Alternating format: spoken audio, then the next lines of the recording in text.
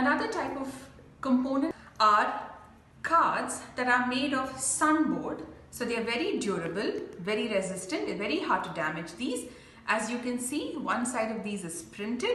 It contains the actual activity that the students will carry out. But if you look at the reverse of these, the same activity or the same idea is provided, but we have intentionally left blank spaces so the teacher, any teacher of any other subject, can use these to teach any other concept in any other grade.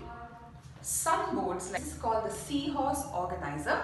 It is part of an English activity. It also has a corresponding A4 sized template.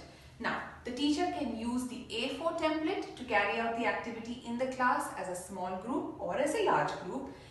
To use components such as these cards, they will write on these, and using the hole already punched and pins, they will be able to pin these cards on the sunboard. When the activity is complete, they remove the pins, put them away, and the sunboard itself can remain hanging in the class as a display, as a reminder to students of what they have learned.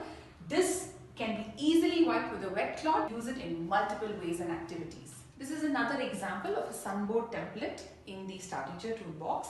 This is called the SQUID Organizer, and it is used to help students practice their place value for large numbers.